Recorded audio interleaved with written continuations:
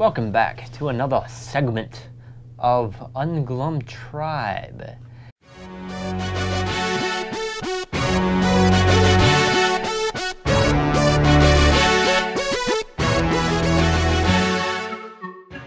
Today we have our third installment of Danswers. I cannot wait to see what my dancers will be. Anthony? I can't wait to see what they'll be either. All right.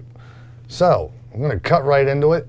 All right. Oh boy. Because I want to give you as much time as possible to have a little bit of fun with some of these, because going a little bit of a diatribe. Because this is going to be one of the last ones that we're going to do of this type. Because I got something special for you next time. I'll kind of give you an idea at the end of the episode, kind of just to tease you guys. Don't know when we're going to do it. I got to research some stuff, but all right. So we're going to cut right into it. All right. You guys know how it works. I researched some questions on Yahoo questions.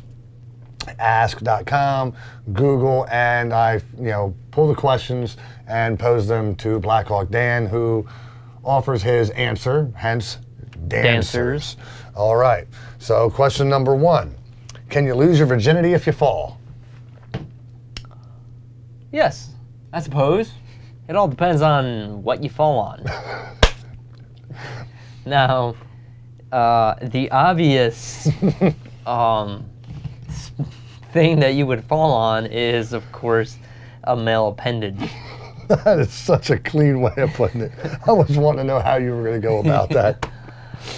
Another way, I suppose, is pretty much any phallical object that may break your hymen would be considered losing your virginity. So, yes, you can. I swear I don't make these up. I swear. Okay, question number 2. Number 2. How am I sure I'm the real mom of my kid? How am I sure I'm the real mother of my kid? Ooh. See, that's actually a tough answer. Normally you would think, well, if it's pretty clear cut, if it comes out of you, it's probably yours. But, there are some times where babies get mixed up in the hospital. So, normally a good way to do that is to get out your Ouija board, and you have to ask the spirit of the baby maker. The spirit of the baby maker. Yes, and you have to perform a seance. Like previously stated, Is the father deceased? Is that, what do you mean, the spirit of the baby? The spirit of the father? The spirit of the baby maker. Yeah, the spirit of the baby maker. Well, we all know what makes babies, and there is the spirit of the baby maker. Gotcha. So now, it doesn't have to be a man, and it doesn't have to be a woman. It's the baby making process. The baby maker spirit. Yes. Yeah. Yeah, the spirit in which babies are made. Now, is that the one that signs the paychecks for storks? Yes, actually it is. Actually it is. So you have Stork Master General. Exactly. So you have to get an old priest and a new priest and your twice removed cousin on your third uncle's married side to actually help you out, because we all know that particular person is the one who is closely attached to the spirit of the baby maker. Of course, yeah, we all know that. So, and as many people already know, if you get a no, it means yes. If you get a yes, it means no.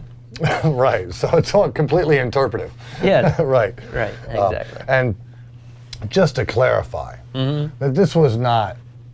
I didn't save any of the particular. Well, I wasn't going to go into them, but this one I'm going to go into just a little bit, just to read to clarify. Okay. That this question is as offbeat as it's meant to be. It's not like, mixed up or possibly surrogate, a surrogate situation.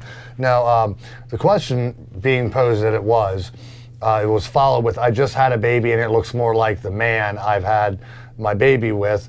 It doesn't look like me at all, and I'm scared that he was cheating on me with another lady. Okay, so just to clarify, again, This is not a surrogate situation.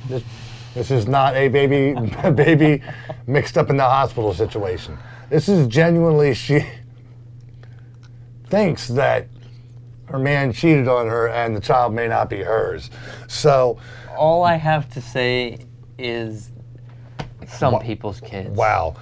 And you know, if you can't get a hold of your second brother's, cousin's, nephew's former roommate or whatever it was that Dan was talking about, you know, shit, you know, call Maury. Yeah. All right. Next question. All people are sick, and some are sicker than others. That's right. That's right. All right. So next question, I pose to thee: how do I successfully become a Justin Bieber fan? And all I have to say is, if you like the way you look that much, you should go and love yourself.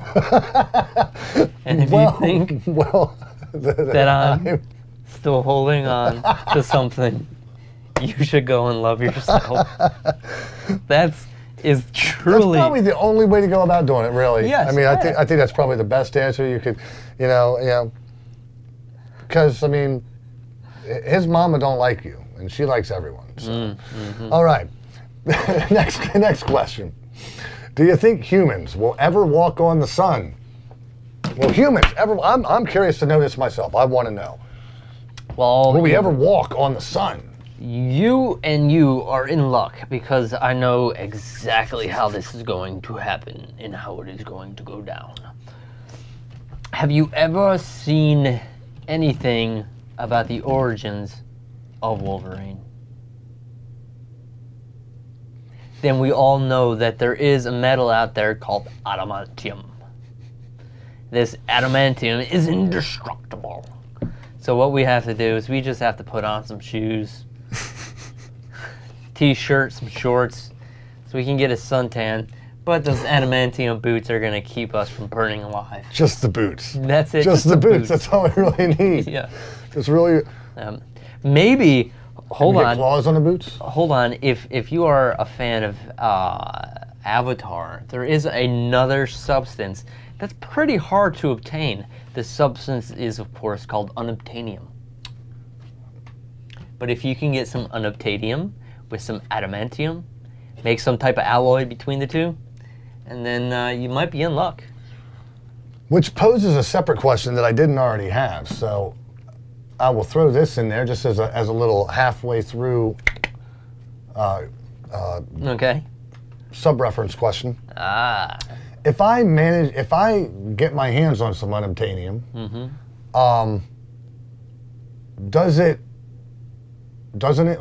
it paradoxically change the name of the element? Because therefore, the second that I actually obtain it, it is now... it is no longer unobtainium. In fact, it is it... Obtainium? Obtainium? Does that change the chemical compound or just the name? It actually changes the chemical compound, because there's, of course, 1,000 neutrons, 4,000 protons, and I'm thinking that there's probably a Google of electrons. All of you nerds and scientists out there, y'all know what I'm talking about. So when you get some unobtainium, you lose some of those protons. So what happens is that the unobtainium gets a little bit lighter, because when things get a little bit lighter, they become more obtainable. Hence, it is chemically changed from unobtainium to obtainium. The fact that made absolutely zero sense makes perfect sense to me. I like it. I like it. All right. So,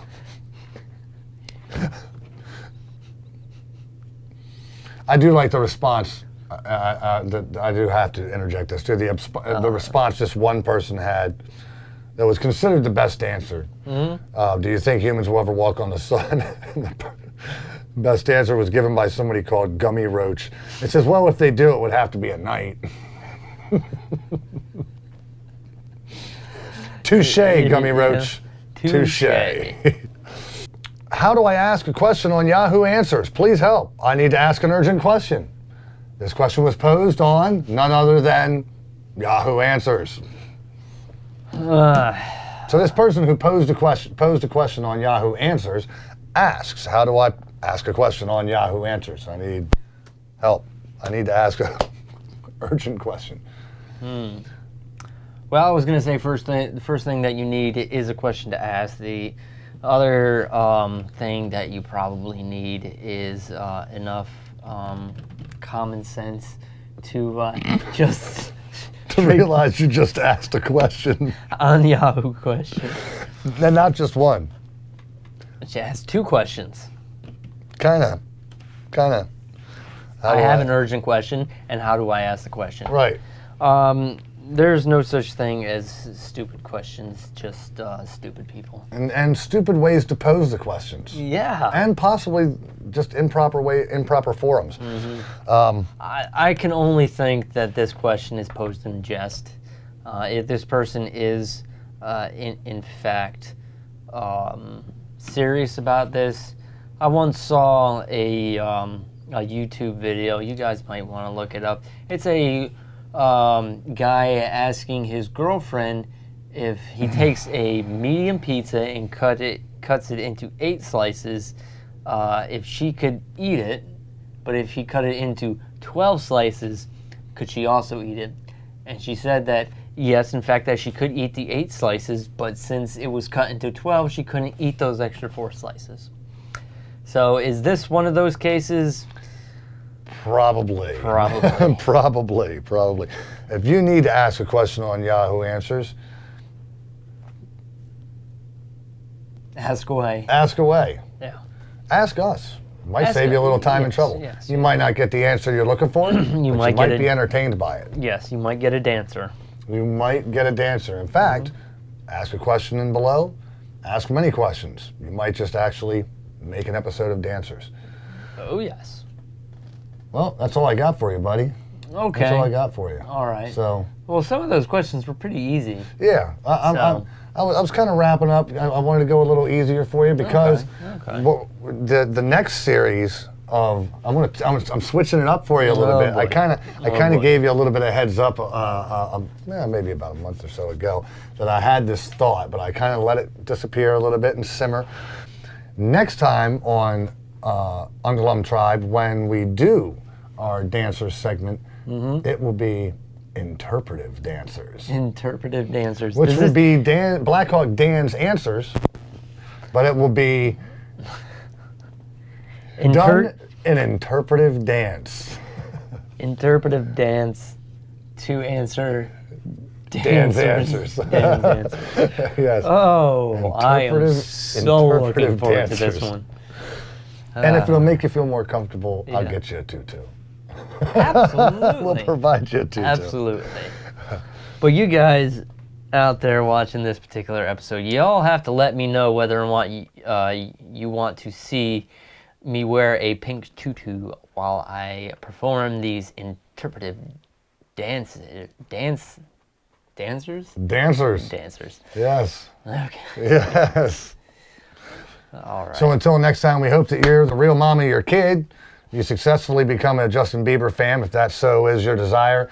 And we'll keep you updated on the technology and the possibility of walking on the sun at some point in time. Yeah. But until all that, until it comes to pass, I'm Anthony. And I'm Blackhawk. Be sure to like, comment, share, subscribe. and until next time, stay on Glum, chums.